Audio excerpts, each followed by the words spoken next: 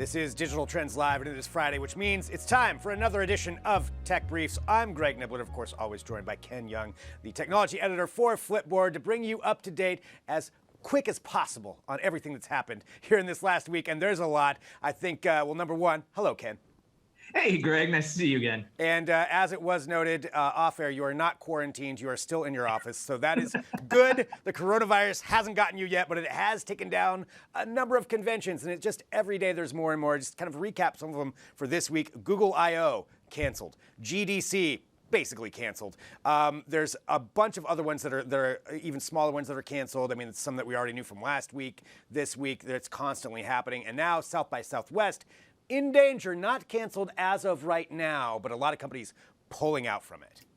Right. And look, I think we joke that, I'm not quarantined, but realistically, this is something that's having a major impact on everybody. And of course, since we're talking just tech, I mean, specifically in Silicon Valley, this is having a bit of an impact. I mean, certainly we've had cases in the Santa Clara County. There's also been in San Francisco. There's been a confirmed case as well. So there's been a lot of people impacted by this. Companies are taking steps to try and protect their workers, especially those in Seattle, which has been the hardest hit area so far in the country, with I believe dozens of cases reported, if not more. And companies such as Salesforce, Google, Facebook, Twitter, are all instructing their employees to work from home until a certain period of time, until they can figure out when is it all clear to come back to the office. So I mean, every company at this point needs to have that type of protocol in place. What happens should things change for the worse. But you're starting to see a lot of these companies start to do more remote working. And I mean, some companies are able to adapt to that. But of course, what happens to those that are hourly workers, such as those in the janitorial or security? Some companies, such as Google, say that they will continue to pay full wages to these contract workers, to these hourly workers, which is a good thing. But this is having an impact also on events. So, such as we mentioned GDC, Google I/O, Google's Cloud Next conference has been canceled. SaaStr has also been canceled. The Geneva Auto Show has also been canceled. Right. South by Southwest is still tentatively being held. Whether or not that's actually going to be ultimately canceled remains to be seen. They've been holding press conferences saying they're making precautions such as, we're going to allow distance safety or some particular form, which is like, how crowded it's going to be. Yeah. But people are withdrawing, including major companies. Yeah, I mean, Apple, Facebook, Twitter, just Intel. I mean, so many different ones that have, backed out of it so far. But if it continues forward, it'll be one of the biggest ones that has kept going, despite everything and the threats that are going on with coronavirus. So we'll have to see where it goes. But yeah, it's definitely having an effect on so many different facets of our lives. Clearly we're just focusing on the tech side of it for that end, but a lot of ramifications for everybody. And it'll be interesting to see how these things all shake out going forward.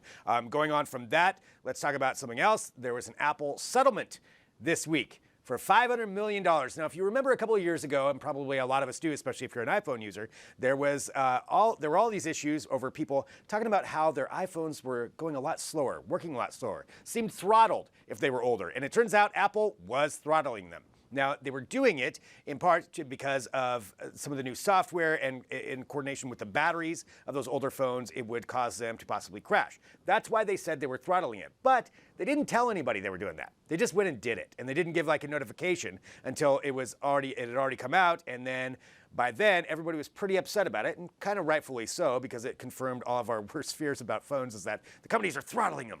And they were throttling them. So now this settlement is $500 million that potentially a lot of people could get paid, maybe up to $25 most likely. But I think it's interesting that they did have to come out and do this. $500 million isn't a ton for Apple, really, realistically, but it does give a little bit of a penalty for that. Maybe this will curb other companies from doing this going forward.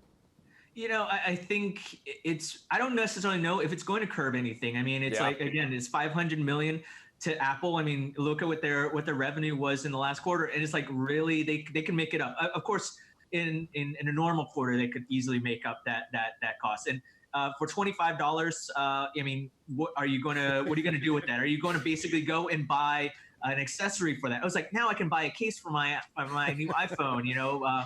But look, I think this seriously that people were wondering is like, look, you're slowing my battery's getting throttled. What's going on?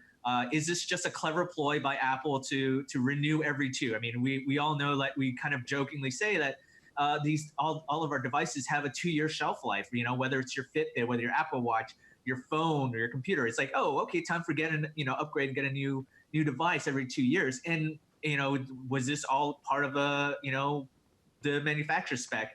And realistically, it was, but whether whose rationale you believe is up to you. I think Apple admitted in 2018 saying, look, we did it, our bad, but this is not because of we want you to upgrade. We need, it's all a performance issue and everything like that. And it's like, then if you're a conspiracy buff, you kind of want to think like, really, are you sure? Because now you're saying in a quarterly earnings saying most people aren't renewing, and therefore that's why iPhone sales are down.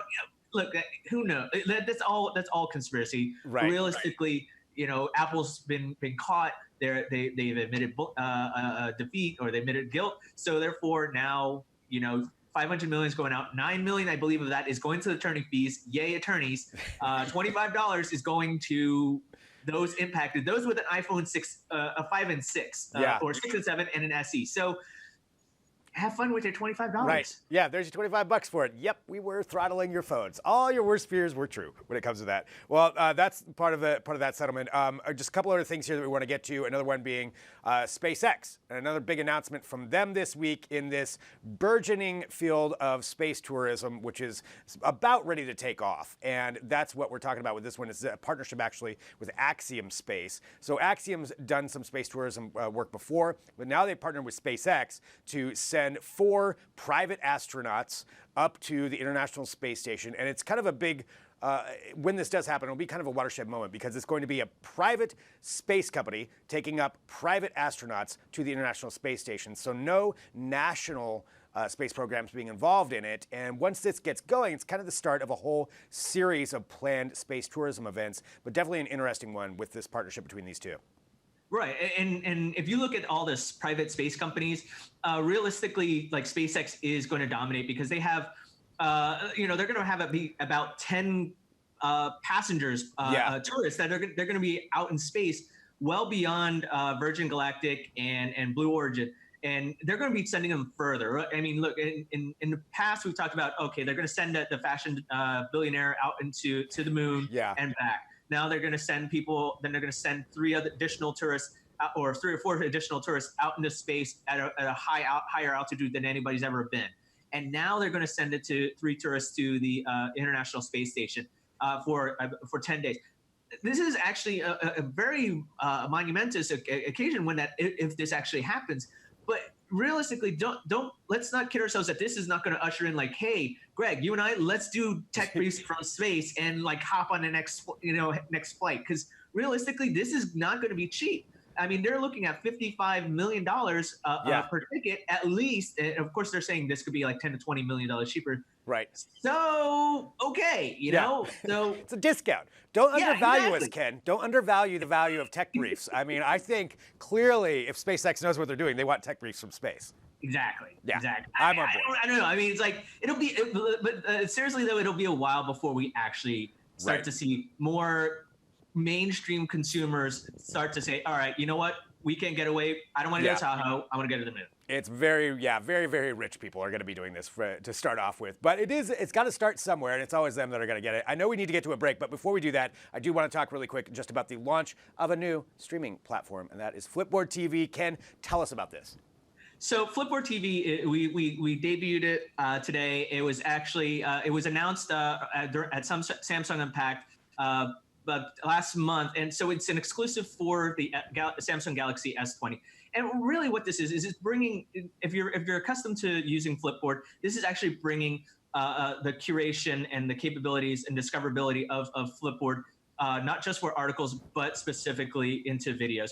And so this is our ad-free premium offering. So for $2.99 a month, on the S20. You'll be able to view videos from dozens of media outlets, including Digital Trends, Hearst, Bloomberg, Wall Street Journal, Dow Jones, Bustle, Inverse, a whole bunch of these publications, and it's all curated just for you. So look, if you want to know everything around food, around tech, around business, around general news and politics, but from a video format, this is actually what's going to be good. And everyone's going onto these sites and they're looking for video content, and it's getting mixed up. There's a lot of noise. What we're doing is we're taking all the video out, and we're kind of making it easier for you to digest and look at all the different videos around particular topics. We have 16 categories currently available, and we're adding more publishers into this platform as it moves on. So if you have a Samsung Galaxy S20, whether it's the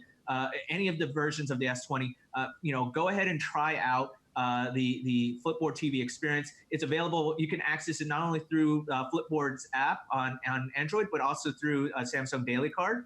And then let us know how it feels. It's $2.99 a month. It's the first 3 months are free, and we're very interested to hear what your experience is and move forward from there. Well, Ken, thank you so much for talking about that. Flipboard TV, again, it looks awesome, and we're happy to be a part of it as well, and always happy to have you here for Tech Briefs. I do think maybe they should have experimented with the Ken Plus side of things. Maybe that can be a channel on Flipboard TV, but we'll have to see. Greg, that's all under embargo. I'm sorry, I just broke that. We're going worldwide here. It's going to be on Disney Plus, my bad. Hulu Plus, Digital Plens Plus, Quibi Plus.